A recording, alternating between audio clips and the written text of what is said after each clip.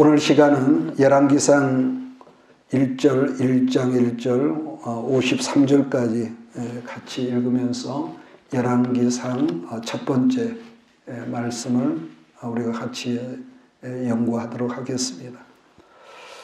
지금 읽은 열왕기상을 살필 터인데 앞으로 오늘 한 가지 참고할 것은 지금도 이스라엘 그 히브리 사람들은 열왕기 성경을 역사서로 구분하는 것이 아니라 선지서로 구분한다는 점이죠. 왜냐하면 성경 역사는 세상 역사하고 다르기 때문이라는 것인데, 여러분 모든 세상 역사는 반드시 그 시대의 지도자였던 왕에게 모든 초점, 이 포커스를 맞추기 때문이지만, 그러나 성경은 언제 어느 때고 모든 초점을 사람이 아니라 하나님 중심이고 하나님께만 그 어떤 초점을 맞춘다는 것이죠. 그래서 반복하지만 세상 역사라고 하는 것은 그 시대의 지도자였던 왕인데 그 사람이 생전에 얼마나 큰 업적을 남겼느냐를 말하는데, 성경에서 여러 예지만 한 예를 든다면은 이 이스라엘이 남북으로 갈라졌을 때에 북왕국 이스라엘에 여로보암이라는 왕이 있었습니다. 굉장히 탁월한 왕이었죠. 그만큼 또 많은 업적을 남겨드렸습니다. 자, 그런데도 성경은 여로보암에 대해서 큰 업적에 대한 기사는 상세한 것이었고 고작 몇 줄만 그랬다 이렇게 되어 있습니다. 반대로 세상적인 관점으로는 그 왕이 굉장히 연약해서 속된 말로 비실거렸던 왕들이 있었단 말이에요. 자, 그런데도 그런 그들이 하나님을 잘 섬겼다, 말씀 중심으로 살았다 그랬을 때는 생각외로 그 사람에 대한 이 성경적인 기사가 굉장히 많은 분량을 다루고 있었다는 점인데, 이걸 다르게 접근한다면 신명기적 관점이다 이렇게 말하기도 하는 거죠. 이 신명기 성경에서는 여러분 아는 대로 뭡니까? 화와 복이 내 앞에 있다는 말씀을 신명기 30장에서 여러분 하고 있거든요. 그러니까 하나님 말씀에 내가 순종하면은 복이 내게 임하겠지만은 반대로 네가 말씀에 어긋맞게 옛사람 그 성품 고집대로 살면은 네게 저주가 있을 거야. 이렇게 말씀을, 그런 내용들이 열왕기 성경하고 신명기 성경 그 줄기, 이 맥이 같이 동일하다는 거죠. 우리가 읽은 본문 성경에서 가장 먼저 거론의 핵심은 그 위대한 왕, 이 다윗 왕이 늙었다는 거예요.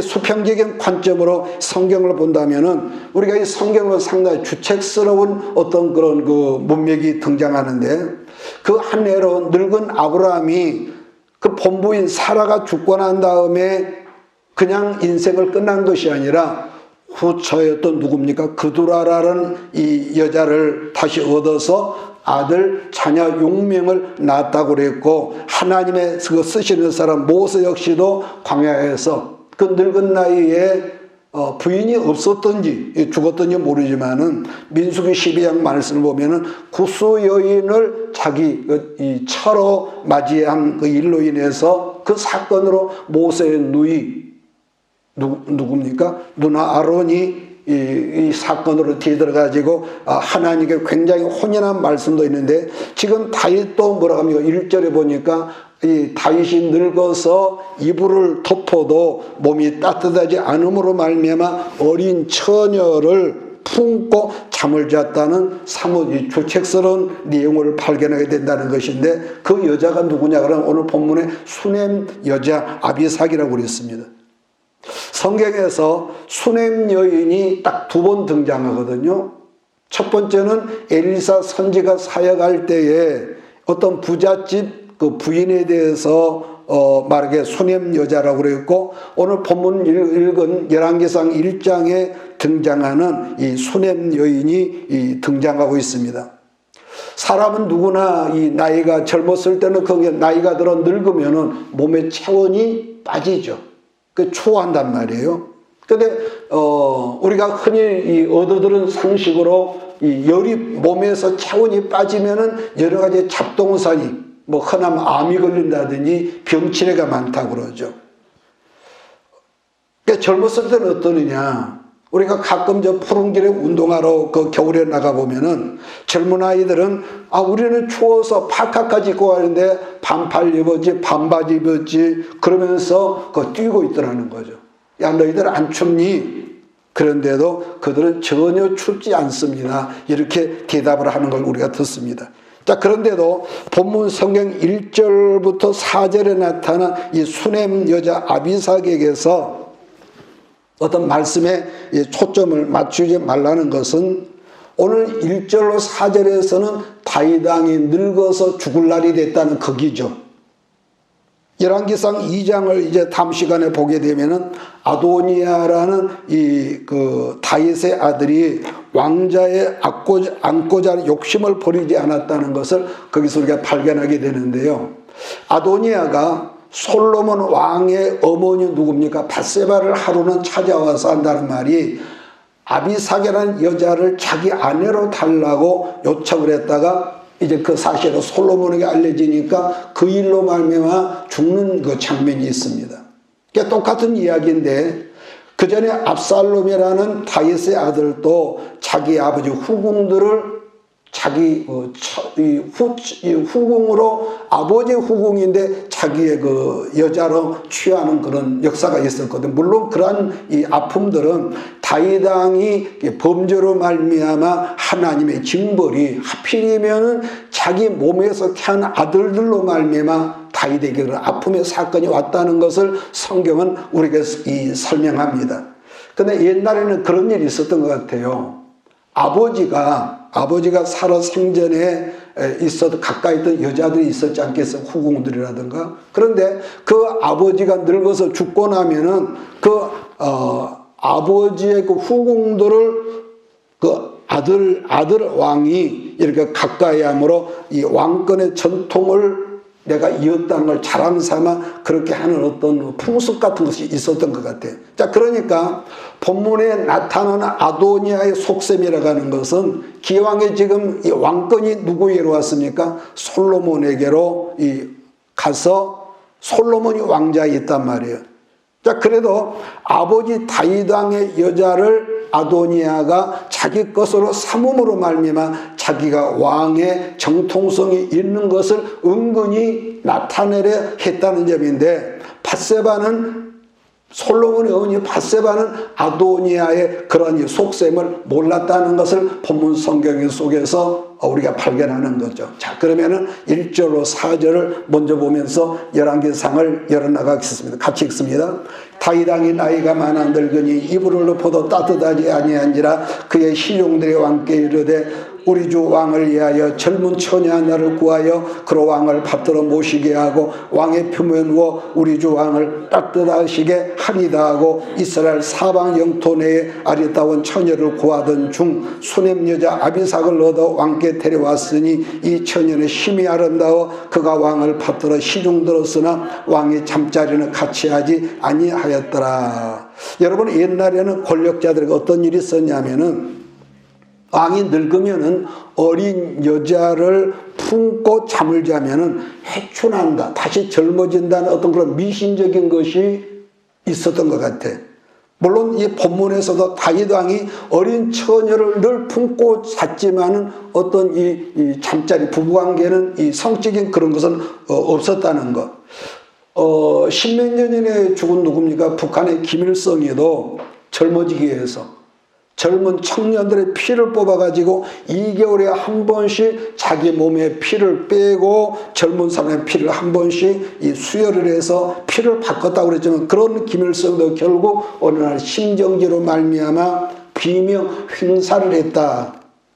그냥 아무리 해도 미친 짓을 김일성에게 했던 거죠. 반복하지만은 수넴 여자를 다윗 왕이 품고 살았으니까 사실은 아버지의 이 부인이라 여자란 말이에요. 자, 그랬는데도 아도니아가 왕권에 대한 미련을 버리지 않으므로 솔로몬이 아도니아를 죽였다는 여기에 말씀의 복선을 깔고 수넴 여자를 이 성경 속에 등장시켰다. 우리가 성경을 이런 관점으로 보십시다. 자, 그래서 1절과 4절의 이 핵심은 위대한 다윗 왕이 늙어 죽을 날이 얼마 남지 않았다는 것을 열왕기 기자가 이 독자들에게 보여주는 말씀이라는 것. 여러분, 결론은 인생은요, 그 어떤 사람이라도 어떻습니까? 봄에 이삭이 나왔다가 가을이 되면은 여러분 떨어지는 것이 같이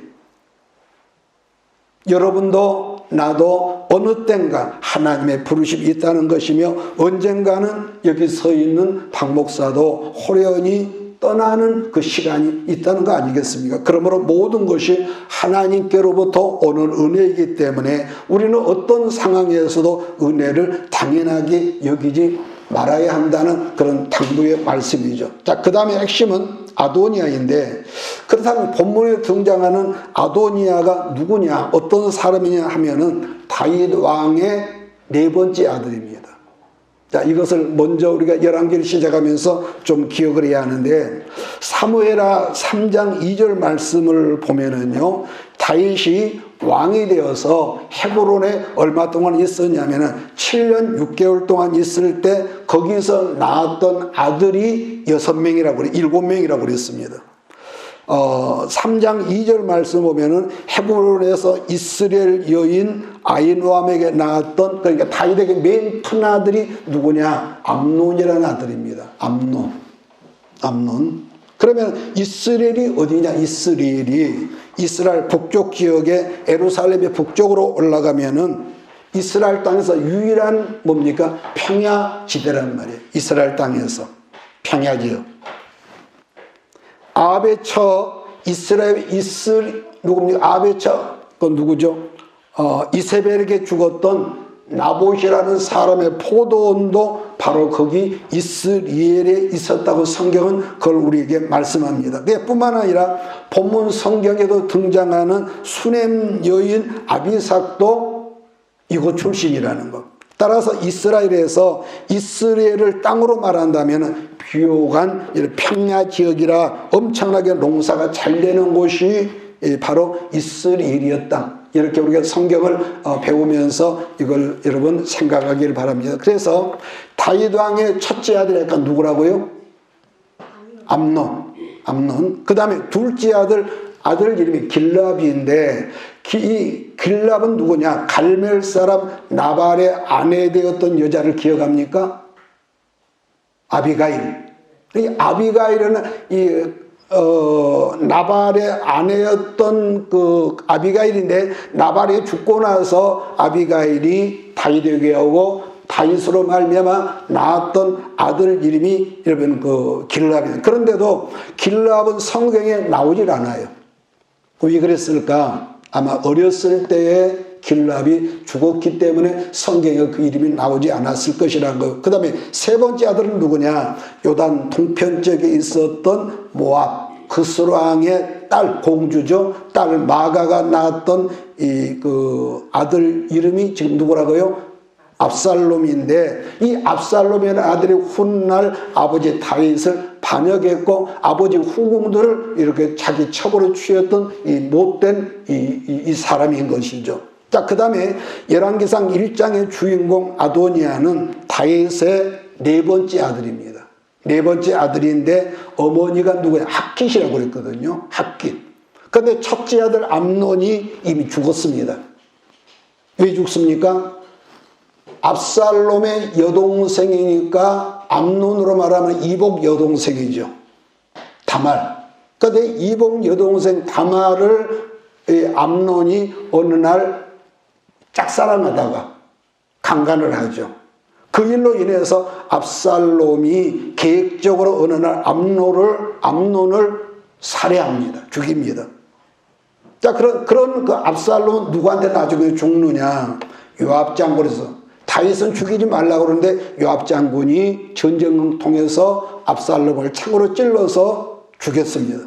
자, 그러니까 다윗의 여러 아들들 중에서 지금 남아있는 가장 큰 아들, 그 장남이 누구냐 그랬을 때에 당연히 지금 누구겠습니까? 아도니아가 지금 맨 큰 아들 다 죽었으니까. 자, 그러니까 아도니아가 왕자를 포기하지 않을 수밖에 없었다는 그 어떤 그 우리가 흐름, 의미를 우리가 성경에서 볼 수 있다. 그냥이 아니란 말이에요. 자, 그 다음으로 5절부터는 솔로몬 왕과 아도니아에 관한 메시지인데, 이 부분에서 얻어진 말씀은 여러분도 이렇게 말하자면 나 자신도 어느 순간에 어떤 세력을 우리가 얻을 수가 있어. 그럴 때에 나 스스로 높아지지 말라는 거. 그래서 5절 말씀 보면 아도니아가 자기 스스로를 높였다는 그러는 말씀이 있는데, 사실 수평적인 관점에서는 아까 제가 언급한 대로 아도니아를 본다면은 다윗 왕을 이어서 왕이 될 수밖에 없는 모든 조건들을 지금 아도니아가 갖추고 있다는 것을 여러분에게 봐야 합니다. 첫째는 다윗 왕의 살아있는 아들들 중에 아도니아가 누구라고요? 장남이라고 그랬습니다.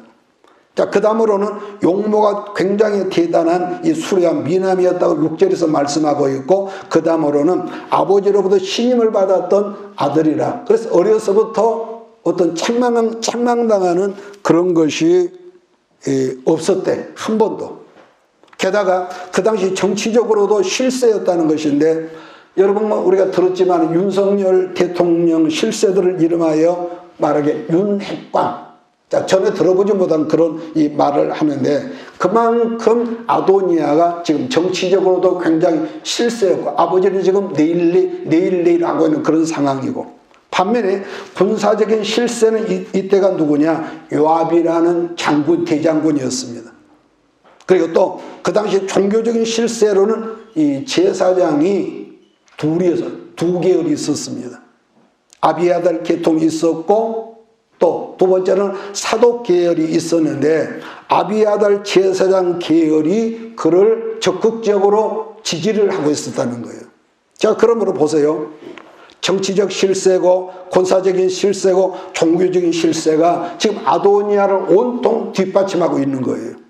자, 그런 이 수평적인 관점 모든 조건들과 배경들이 갖춰져 있다 보니까 자기 스스로 기다리지 않고 스스로 왕으로서 자처하게끔 되었다는 그 당시 배경적인 것을 우리가 지금 성경을 통해서 보는 것이죠. 제가 조금 전 다윗 왕 시대 때 제사장 계열이 몇이 있었다고 그랬습니까? 제사장 계열이 아비아달과 사독이 있었다고 그랬다면 두 계열이 있었다. 자, 그랬었던 제사장 이 두 계열이 솔로몬 때 갈라져 버리죠. 솔로몬이 왕으로 들어온 다음에 어떻게 아비아달 제사장 계열이 쫓겨납니다. 탄핵을 당하죠. 그러면은 그 당시 솔로몬에 의해서 탄핵당했던 제사장 아비아달 계열이 성경에 어디 가서 살았다고 여러분 기억하면, 지난번 우리가 말씀 나눴죠? 기억합니까? 아나돗이라는 외딴 곳, 이 시골 어떤 산골, 그래 벽지죠. 산골, 아나돗. 비록 조상 엘리 제사장 때 이 모든 것은 하나님께 저주를 받아서 엘리 아들 제사장 누굽니까? 홈니와 비느하스가 죽고, 훗날도 사울왕에게 제사장 가문 아히멜렉 전체가 고려 말에, 고려가 망할 때요, 이성계에 의해서 고려 왕씨 이 왕족들이 하나같이 떼죽음을 당했던 것 같이 한나라한 시에 아히멜렉 계열 제사장이 다 죽어버리고 오직 누구만 남습니까? 아비아달만 하나가 딱 남습니다. 그러니까 아비아달 제사장만 살아남아서 다윗과 더불어 그때부터 다윗의 훈련 속에서 같이 광야 생활을 같이 하는 것. 그래서 아비아달 때 솔로몬 왕에게 쫓겨나서 아까 제가 아나돗이라는 후미진 산골로 벽지에 이제 은거를 하죠. 그런데 아비아달 계열에서 훗날 누가 또 나타나느냐, 어떤 사람들이 나타나다고 여러분 기억을 합니까? 거기서 위대한 선지자 에레미야가 나타나고, 그러한 영적 전통에서 훗날 세례 요한이 나타난다는 말씀을 제가 한번 드렸던 것 같아요. 자, 그런 점에서 아비아달이 비록 하루아침에 주류에서 비주류가 되어서 궁중에서 쫓겨나 버렸지만은, 그러나 이 영적인 어떤 역사적으로 보면은 결국은 아비아달 제사장 계열이 하나님 앞에서는 곧 정통으로 회복되었더라. 그 성경에 그런 내용이 어디냐 이렇게 따지면 할 말이 없지만은요, 이 흐름이 그렇게 돼 있다는 거. 반면에 솔로몬 때 비주류에서 정통으로 올라서던 사독계열 제사장들은 예수님 오시는 날까지 제사장 어떤 그런 게 끊어지지 않고 주님이 오시는 날까지 그 제사장 맥을 이었는데, 문제는 예수님 때는 사독계열이란 말하지 않고 뭐라고 합니까? 그때는 사두개인으로 이렇게 명명하라고 있다는 거죠.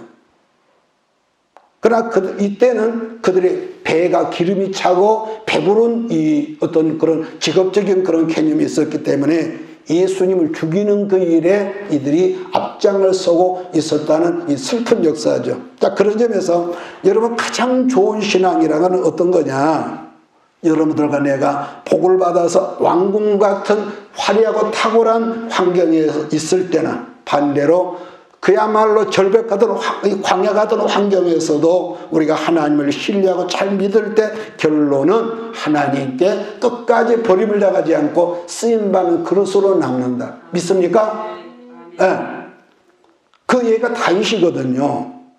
비록 다윗이 중간중간 실수가 있었지만은 다윗은 광야에서도 왕궁에서도 정말로 하나님의 신뢰가 잘 믿었지만은 솔로몬은 출생부터가 왕궁에서 시작을 했지만은 진짜로 잘 믿었던 불신앙의 사람 중에 한 사람으로 나타나는 거니까 우리는 솔로몬의 영화, 솔로몬의 축복, 솔로몬의 지혜 그거 반밖에 모르는 거예요.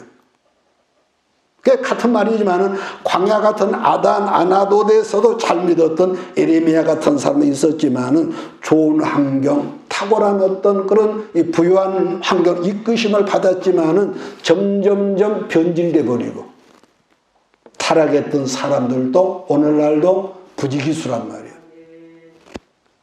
그러므로 그 어떤 상황과 환경에서도 변질된 변절자가 아니라 변화하여, 믿습니까? 변화하여, 믿습니까? 변화하여 하나님께서 사용하시는데 조금도 부족함이 없는 축복의 사람들이 여러분 되어야 할 이유가 있다는 거죠. 그 다음 말씀은 솔로몬은 하나님 앞에 말씀에 의지해서 있었지만은 아도니아는 자기 배경만 믿고 묵묵히 기다리지를 못하고 오늘 보면 자기를 위하여 큰 잔치를 벌였다고 그랬습니다. 여러분 앞으로도 보십시오. 그 사람을 어떤 자리에 세우는 것은 자기가 능력이 있어서 자기 능력으로 자기를 세우는 것이 아니라 하나님께서 그 사람을 세우셨음을 여러분 인정하고 믿는 여러분 되기를 바랍니다. 그래서 다윗은 어느 날 사무엘 선지자가 와서 어린 다윗에게 기름을 부으면서 다윗아, 이제부터 네가 이스라엘의 이제 왕이 되었느니라 이렇게 말씀을 하거든요. 그렇다면은 여기서 우리가 생각해 볼 때에 하나님께서 이제부터 네가 이스라엘 왕이라고 했다면 그때 다윗이 왕자에 있었냔 말이에요. 여러분 아니죠. 그때부터 다윗은 지금까지 난 한 번도 경험해보지 못했던 뭐가 됩니까? 도망자의 신세가 돼서 이스라엘 온 이 산에서 저 산으로 쫓겨다니고 이 도망자의 이 기가 막힌 신세가 돼버린 거죠. 물론 이 다윗이 어느 날 도망다니다가 굴 속에 숨어 있을 때에 사울왕을 죽일 수 있는 기회가 2번씩이나 주어졌지만 그런데도 다윗은 사울을 안 죽였다고 그랬습니다. 그러니까 지금 상황에서 원수 사울왕만 죽이면은 자기 스스로도 얼마나 쉽게 왕이 될 수 있는 상황과 환경이 지금 다윗에게 있었단 말이에요. 그래서 다윗의 측근들은 하나님께 기회를 주셨다며 우리가 죽입시다. 그랬지만 다윗은 하나님께서 기름 부어 세우신 왕을 죽이는 것이 안 된다. 사람은 할 수 없다. 거절했죠. 그러면서 하나님의 때를 그 엄청난 시련 속에서 기다리더니 결국은 하나님께 블레셋 사람을 통해서 사울을 죽이시고 하나님께 다윗을 이스라엘 왕으로 세워주셨다는 것이 우리가 이 성경 구약 역사에서 우리가 발견하는 거죠. 그러므로 여러분이나 나나 일평생을 주 안에서 살아갈 때에 한 가지 정말 우리가 주의할 것이 있습니다. 혹여 아도니아처럼 자기 스스로를 높이는 바보짓을 하지 말고 말씀에 의지하고 기도하면서 참고 기다리고 기다릴 줄 아는 저와 여러분 되기를 예수 이름으로 축복합니다. 그래서 하나님의 사명자며 성령의 사람은 이게 있습니다, 여러분들. 지금은 그 사람이 잘나고 있다 할지라도 하나님보다 앞장을 서는 순간부터 그 사람 이미 망할 길로 들어가고 있다는 것을 여러분들이 알아야 해요. 아무리 지금은 멋지게 이러면 쓰임받는다. 그러므로요, 묵묵히 기다리면은 하나님께서 여러분과 나를 위해서 일하실 것이지만은 조바심으로 내가 뭔가를 해보겠다며 촐랑거리면은 망하는 역사가 마귀로부터 오는 것이 아니라 내 스스로 망하는 길로 들어가고 만다는 거죠. 자, 5절 말씀 보면은 아도니아가 자기를 위하여 병거와 기병과 호위병 50명을 준비했다 그랬거든요. 여기서 이제 다른 말을 제가 잠깐 붙여서 하면은요, 큰 왕대나무가 자라면은요 20m 이상 그렇게 자란대요. 근데 그렇게 높이 자랄 수밖에 없는 그 이유를 뭐라고 그러느냐, 대나무가 자라다가 중간에 마듭을 만들고 또 만들었다가 또 자라고 매듭을 만든다는 것인데, 만약에 이 대나무에게 매듭이 없는 대나무는 더 이상 높이 자랄 수도 없거니와 결국 죽는다는 거죠. 여러분, 그러므로 그리스도라는 안경을 우리가 착용하고 세상을 본다면요, 뭐든지 의미 없는 정체가 뭡니까? 몸으로 스톱. 의미 없는 정체는 여러분 없더라는 거예요. 그러니까 어떤 순간마다 생각하기를, 이럴 때가 있잖아요. 우리는 나는 왜 중간중간 이렇게 어떤 사람 쭉쭉 빵빵 잘 나간다는데 왜 나는 이렇게 이 정체가 많을까? 정체가 생기지? 여러분, 그럴 때가 있겠지만은, 그런데 알고 보았더니 그런 정체된 상황이 하나님 앞에 나의 큰 매듭을 만드시는 하나님의 작업이었고 하나님의 다루심이었더라. 여러분, 이런 점은요, 한 국가도 하나님의 교회도 하나님 앞에 쓰임받는 주의 종들도, 아니 작게는 여러분도 나도 그 색깔이나 방향이나 상황은 다 다를지라도 결국은 이게 똑같거든요. 이게 결국은 매듭을 만드는 그런 과정이다. 매듭. 그러니까 한 분신 하나님께 우리 모두가 받으신 은사가 달라. 그렇지 않겠어요? 달란트가 여러분 다 다를지라도 지도강 광야 단계에서 정체를 맛보지 못한 사람은 어느 순간 꺾어져 버리고 넘어질 상황을 마귀가 만든 것이 아니라 자기가 만든다는 것을 잊지 말아야 한다는 것이죠.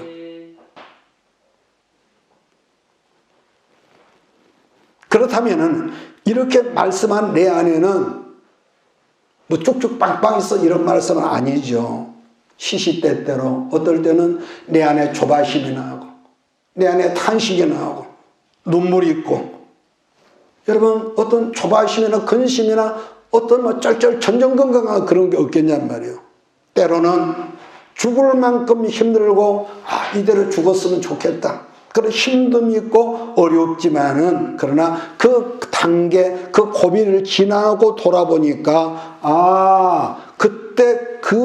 그때가 바로 하나님께서 나를 매듭을 만드시는 다루심이었구나. 그때는 모르겠는데 그걸 나중에 우리가 스스로 알아지더라는 것. 오늘 두 번째 말씀은 11절부터인데요. 솔로몬은 아까 말씀드린 대로 언약이 있는 사람, 약속을 받은 사람이거든요. 나단이라는 선지자가 밧세바에게 와서 한다는 말이 아도니아가 왕의 잔치를 벌이고 있는 걸 말해주면서 하나님께 기도하면서 나가라는 당부의 말씀을 주는데, 그게 11절부터 이제 쭉 나오거든요. 내용인데, 나단이 솔로몬의 어머니 밧세바를 찾아 한다는 말이 구속사에 위기가 왔다고 언급하는 이 말은 약속의 자녀는 분명히 솔로몬인데 뜻밖의 아도니아가 지금 이상한 짓을 하고 있는 걸 당신이 모르십니까? 이렇게 말하고 있다는 것. 여러분, 이런 점은요, 사무엘하 성경을 보면 이 내용을 정확히 알 수 있는 말씀인데, 사무엘하 7장을 뭐래요? 다윗의 신탁이라고 그래요. 그 신탁이라는 별명이 붙었는데, 다윗이 하나님의 성전을 짓고 내가 하나님께 더 큰 충성을 하겠노라 했더니 성전 짓는 것만큼은 하나님이 거절하시지만은 하나님이 기뻐하시려 한다는 말이 내게 큰 복을 주시겠다 약속하신 말씀이 있거든요. 자, 사무엘하 7장 12절 13절을 제가 읽겠습니다. 내 수완이 차서 내 조상들과 함께 누울 때에 네가 네 몸에서 날 내 씨를 네 뒤에 세워 그의 나라를 경고하게 하리라. 그는 내 이름을 위하여 집을 건축할 것이요 나는 그의 나라 왕위를 영원히 경고하게 하리라. 내 몸에서 태어날 내 씨라고 그랬는데 여러분 똑같은 다윗의 씨지만은 헤브론에서 태어난 씨가 아니라 예루살렘에서 장차 태어날 아들로 즉 솔로몬이라는 점인데 헤브론에서 예루살렘으로 이간 다음에 어떤 사건이 있었습니까? 그 사연만은 복잡한 여자 밧세바를 통해서 태어난 아들이 솔로몬이라는 거죠. 자, 여러분 찾았으면은 사무엘하 12장 24절부터 5절을 우리 같이 한번 읽겠습니다. 12장 시작. 다윗이 거쳐 밧세바를 위로하고 저에게 들어가 통침하였더니 저가 아들을 낳음에 그 이름을 솔로몬이 아니라 여호와께서 그를 사랑하사 선지자 나단을 보내사 그 이름을 여디디아라 하시니 이는 여호와께서 사랑하심을 인함이더라. 본문 성경으로 솔로몬의 본 이름을 하나님께서 뭐라고 지었다고요? 여디디아라고 이름을 지었대요. 여디디아라는 하나님의 사랑을 받는 자는 뜻이며 또 하나님의 약속이 그 이름 속에 있는 것이죠. 다르게 말하면은 에서하고 야곱 사건하고 여러분 똑같다 해도 틀린 말이 아닌 것은 약속으로 주신 아들이 솔로몬이라는 거예요. 따라서 이 약속을 근거로 해서 지금 나단 선지가 밧세바를 찾아왔다는 거예요. 지금 나단의 말은 다윗에게 청탁하란 말이 아니라 당신은 지금 가서 약속의 말씀을 다윗에게 상기시키면서 약속하신 말씀을 당신 주장을 해라. 참 좋은 그 동역자를 이 밧세바는 두었죠. 그러니까 지금 나단의 말은 반복합니다. 다윗에게 청탁하란 말이 아니거든요. 그러니까 이런 점은요, 여러분도 나도 마찬가지라는 것은 막 힘들어 죽겠어요. 그러면서 징징대고 기도할 사람이 하나님께는 징징대지 않고 사람에게 징징대면서 하는 것이 기도가 아니라 여러분에게 그 언젠가 목회자가 이 강단에서 선포했던 말씀이나 아니면 성경에 주신 말씀이나 기도하다 묵상할 때 주셨던 말씀, 이 주셨던 약속의 말씀을 의지해서 하나님께 나가서 이 말씀을 주셨지 않습니까? 하나님 그 말씀에 의지해서 기도하라는 것. 그래서 지금 아도니아 입장에서는요, 약속의 말씀, 여기서 보십시오. 아도니아 입장에서는 약속의 말씀을 빼고는요, 모든 것이 지금 다 아도니아에게 다 지금 갖춰져 있습니다. 나는 여러분들이 사랑하는 자녀들을 양육할 때도 아도니아를 키우는 식으로 아이를 키우는 그런 가정이 하나도 없기를 주의로 부탁을 드립니다.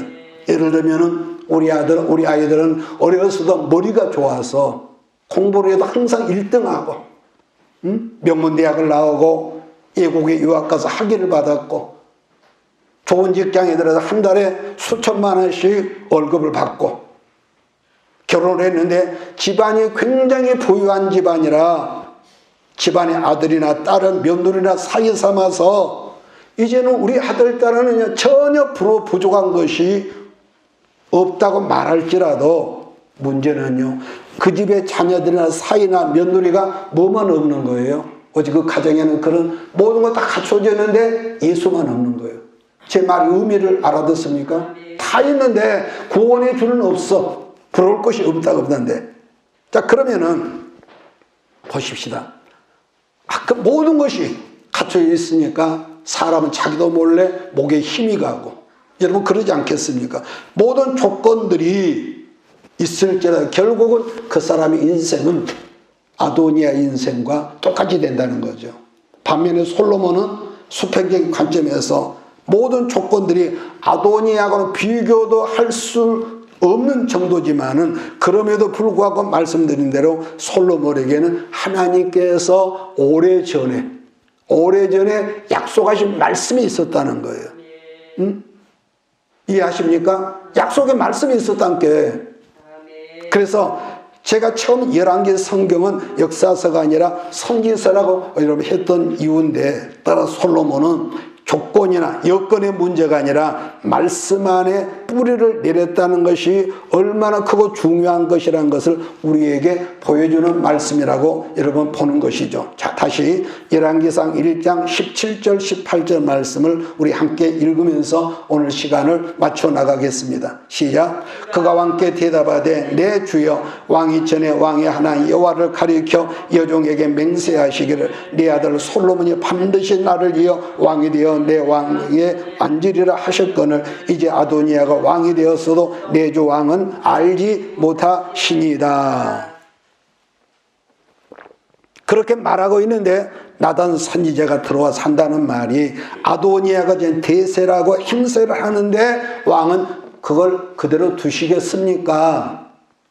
그랬더니 늙은 다윗 왕이 하나님 말씀을 생각하면서 하는 말이 29절 30절이거든요. 함께 읽습니다. 왕이 이르되 내 생명을 모든 환난에서 구하신 여호와께서 살아계심을 두고 맹세하노라. 내가 이전에 이스라엘 하나 여호와를 가리켜 내게 맹세하여 이르기를 내 아들 솔로몬이 반드시 나를 이어 왕이 되고 나를 대신하여 내 왕에 앉으리라 하였으니 내가 오늘 그대로 행하리라. 본문 말씀의 상황이 우리들이 살고는 현실적 상황은 아닐지라도 한 가지 분명한 것은 나에게도 또 여러분에게도 아까 말씀드린 대로 이미 어느 순간에 주셨던 약속의 말씀들이 여러분 있지 않겠습니까? 할렐루야. 네. 그래서 여러분 각자에게 주셨던 그 말씀에 의지해서 아까 그랬죠. 징징거리지 말라고. 기도에도 징징거리지 말라고. 그 말씀에 의지해서 구하고 찾고 두드리라고요. 어쩌다가 한번 힘들고 어려워서 기도하는 것이 아니라 응답이 올 때까지 반복해서. 우리는 부부지간에도 같은 말을 두 번 물어보면 짜증나죠. 그러잖아요. 근데 응답이 이루어지는 그때까지 계속 문을 두드리고 찾고 여러분 그러라는 거. 어느 날 성령께서 여러분에게 말씀해 주셨고 여러분의 꿈을 주셨지 않겠습니까? 여러분 꿈이 없는 사람은요 마음에 어떤 그런 것이 없습니다. 흐리멍텅하죠. 물에 물 탄 듯 술에 술 탄 듯. 그래서 성경은 하나님은 늘 우리에게 아브라함에게도 그러셨거든요. 자꾸 이 비전을 주시거든요. 그렇다면은 아무것도 없어도 지금 괜찮습니다. 비전을 붙잡고 전능하신 하나님께 기도하면은 사람도 필요한 동역자도 물질도 여건도 환경도 여러분과 나에게 하나님께서 붙여주심을 난 믿습니다. 할렐루야. 주의할 것은 이게 있습니다. 성령의 사람은 언제나 부족하고 연약한 무식한 내 능력에 맞는 어떤 사역 일을 붙잡지 말고 하나님께서 주셨던 그 비전을 붙잡고 하나님께 나한테 맞는 일을 구하지 말고 하나님께 맞는 일을 구하라는 거예요. 나는 능력도 없고 나는 쉽게 말해 가방끈도 여러분 그게 아니죠. 왜냐하면 전능하신 하나님께서 하나님의 어떤 것을 보여주시고 내게 말씀하셨다면 당신 때문에 의의 길로 인도하시면 감당할 능력을 안 주시겠냐 말입니다. 그래서 잊지 말할 것은 비전의 크기에 따라서 하나님의 능력이 내게 오는 거지. 늘 쪼잔한 부족한 흙수저인 쪼잔한 나는 이런 인물밖에 안 내가 어떻게 그런 일을 하겠냐고. 그렇게 해서 꼭 재뿌리는 사람이 있거든요. 당신은 부족해도 하나님 능력 주시면 해. 부부지간에 이렇게 말하는데 당신 같은 모든 사람이 그런 길을 팍 꺾은 사람 그건 아니죠. 그런 계산하지 마세요. 우리가 성령의 사람인데요.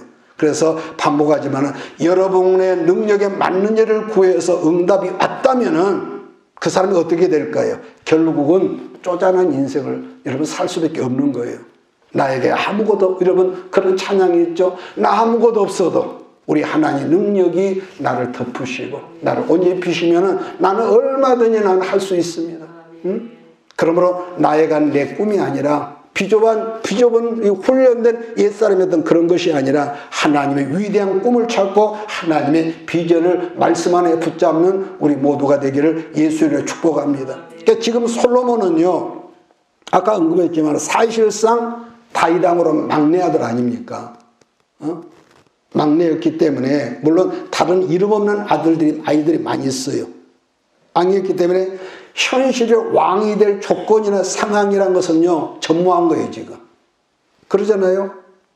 더군다나 아무리 아버지 다윗이 사랑을 했던 밧세바를 지금 왕은 지금 내일 모레 죽을 날을 기다리고 있는 상황이고, 그랬었던 솔로몬이 밧세바가 하나님께서 약속하셨던 말씀을 붙잡고 하나님께로 나갔더니 결국은 그런 아들이 이스라엘의 탁월한 왕이 되지 않더냐. 물론 그 어머니 밧세바가 있었다고 그러지만 실상 솔로몬의 어머니는요 그 당시에 별로 큰 무게가 나가지 않았다는 것은 우리가 아는데 밧세바의 시작이 별로 아름답지 못하잖아요. 그러잖아요. 좋은 점수가 아니야. 그러니까 여기서 한 예를 잠깐 예를 들면 그 시대에 벌써 수천 년 전 그 시대에 밤도 아니고 한 대낮에 왕궁 높은 곳에서 내려다보면은 젊은 여자가 한낮에 벌거벗고 샤워하고 있으면은 다른 왕궁에 있는 사람들, 남자들이 거기를 내려다볼 줄 몰랐다? 저는 그렇게 생각하지는 않겠습니다. 의도적이었다, 어떻게 보면은. 그러므로 밧세바는 솔로몬에게 절대 좋은 엄마가 아니었지만은 그런 허물 많은 엄마도 하나님께서 말씀하신 약속을 붙잡고 기도했더니 하나님 역사하심이 어머니의 기도를 통해서 솔로몬에게 임했다는 것을 지금 열왕기 기자가 말세를 사는 독자들에게 지금 그 말씀을 선포하는 것이죠. 또 한 가지, 예루살렘 성 안에는 다윗이 여러분 그만큼 탁월한 남자, 외기적으로 탁월하고 군사적으로 이 경제적으로 탁월한 왕이었는데 다윗의 여자들이 밧세바 뿐이었겠냔 말이에요. 그러잖아요. 굉장히 많이 있었을 것입니다. 자, 그럼에도 불구하고 하나님께서 약속하셨던 말씀을 붙잡고, 이게 중요한 거예요. 이게 중요한 거. 그러니까 하나님의 비전, 하나님의 꿈, 하나님의 약속을 우리가 붙잡고 있냐 안 하냐 기도했더니 역사가 일어났더라. 또 한 가지 분명한 것은요, 어느 시대나 여러분과 내가 약속하신 말씀이 있다 했을지라도 부르짖음이 없으면 뭐가 없다는 거예요? 응답도 그 사람에게 없어. 부르짖음 응답도 없다. 나는 여러분들이 하나같이 마지막 때에 기도하는 체질로 바꿔지고 변화되기를 예수의 이름으로 부탁을 드립니다. 자, 그럼 어떤 것들은 우리가 그걸 붙잡고 의지하고서, 어떤 것들은 내가 기도하지 않았어도요 저절로 안 구해도 주시는 그런 경우가 여러분 생기더란 말이에요. 또 한 가지는 마지막으로 아버지 다윗도 하나님의 약속을 알고 있었는데도 왜 그동안 미적거리고 있었을까? 여러분 그러지 않겠습니까? 그런 상황에서 아마도 그 당시 솔로몬이 너무 어리니까 다른 형제들이 솔로몬을 죽일까 해서 그런 것은 아니에요. 이건 내 추측입니다. 왜냐하면 그동안 우리가 보면은 아들들 가운데서 왕자들의 난이 몇 번 있었단 말이에요. 그랬었는데 밧세바가 와서 지금 약속의 말씀을 하고 나단 선지가 와서 말하는데 아도니아가 반란을 일으켰다 하니까 이제는 더 미룰 수가 없었구나, 그랬던 것 같아요. 그래서 다윗이 결정하는 것이 32절부터 이 마지막 절까지인데 이게 있습니다. 내가 결정하고 나니까 너무너무 나중에 일은 쉽게 저절로 해결되더라. 그래서 지금 상황적으로만 본다면은 이미 모든 대세가 아도니아 쪽으로 전부 다 기울었단 말이에요. 아까 제가 언급했죠. 일단은 그때 당시에 최고의 실세인 군대장관 요압이 지금 아도니아에게 붙었습니다. 또 제사장 중에 누굽니까? 이 아비아달이 아도니아 편에 찰싹 붙었습니다.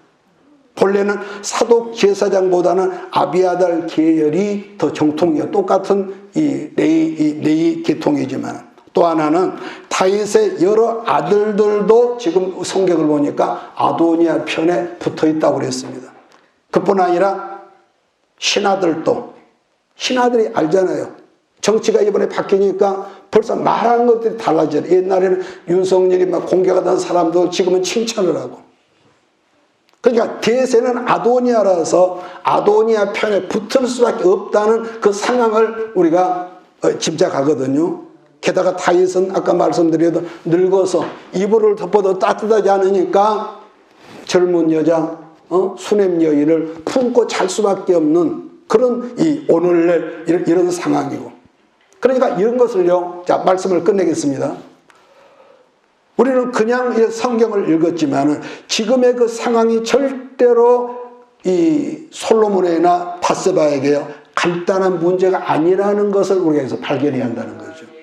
그랬었는데 병석에서 오늘날하고 있는 다윗이 마지막 결정할 수 있었던 것은 하나님에 대한 약속의 말씀과 그에 대한 믿음이 있었기 때문이라는 것. 그래서 누가 보더라도 모든 대세는 이미 아도니아에게 넘어갔지만은 아까 그랬죠. 다윗이 결정하고 나니까 모든 엉클어졌는 문제가 술술술 이렇게 풀려졌다고요. 여러분, 그런 점 우리도 그렇습니다. 지금 여러분과 내가 당하고 있는 상황과 여건은 어떻게 보더라도 하나님이 이미 내게 약속을 주셨지만은 그 약속의 말씀은 거리가 너무너무 멀거든요. 그 지난 시간에 하나님께 나를 잊어버렸을까? 응? 나 같은 건 이제 잊어버렸을까?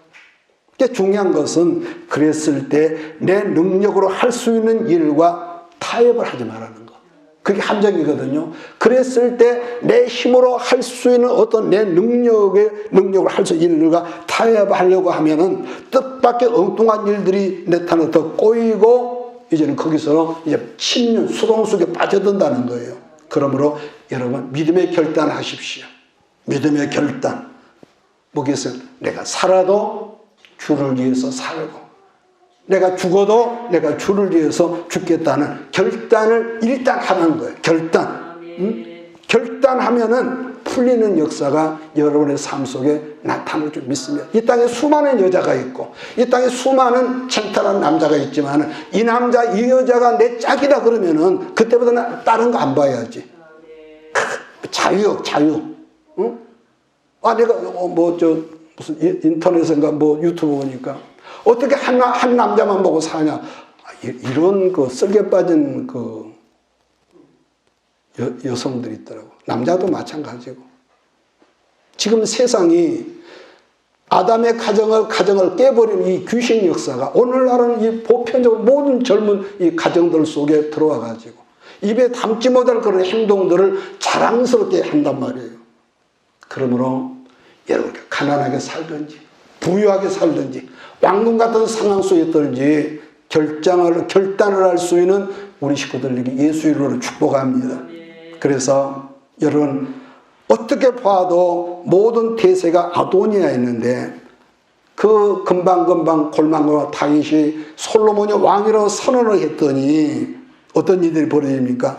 아도니아에게 붙었던 그 모든 사람들이 약속이 난 듯이 뭐라 그럴까? 모리의 집처럼 이걸 보고 사상누각이라고 하거든요. 사상누각이 돼버린 거예요. 성경은 그런 상황을 뭐라 합니까? 여호와로 말미암은 두려움이 임했다 그러는 거예요. 늙은 왕, 금방 죽을 수밖에 없는 왕이 솔로몬이 왕이다 그래 그 수많은 그 사람들이 사상누각 모래집에 대해서 막 떠나는 거예요. 두려워가지고 심지어 아도니아까지. 여러분 그래서 세상 일은 우리 눈으로 볼 때 아무리 커 보이고 정말로 넘을 수 없는 벽같이 보일지라도 결국 그 모든 것이요 하나님의 안경으로 보면 모래 위의 집이지만은 하나님으로 말미암는 약속의 집은 지금 우리 눈으로 볼 때는 별로 흐리다게 보이고 저게 뭐가 되나 그러지만은 절대로 무너지지 않는다는 것을 아멘할 수 있는 저와 여러분에게 주의를 축복합니다. 그래서 어떤 상황에 드시니 하나님이 주신 약속의 말씀을 붙잡으면은 결론은 최종 승리한다는 것이 열왕기상 1장에서 우리에게 말씀의 핵심이라는 것. 오늘 여기까지 말씀하겠습니다. 기도하겠습니다. 이것이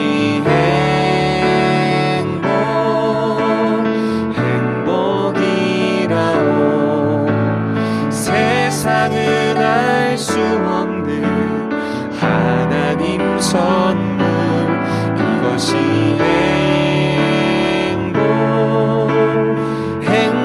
행복이라오. 하나님의 자녀로 살아가는 것.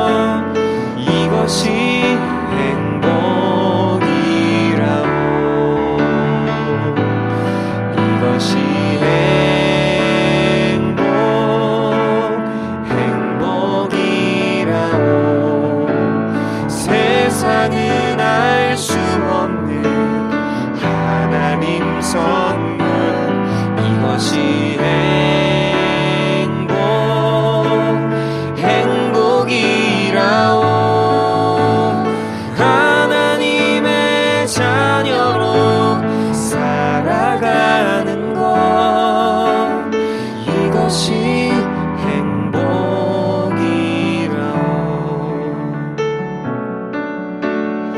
이것이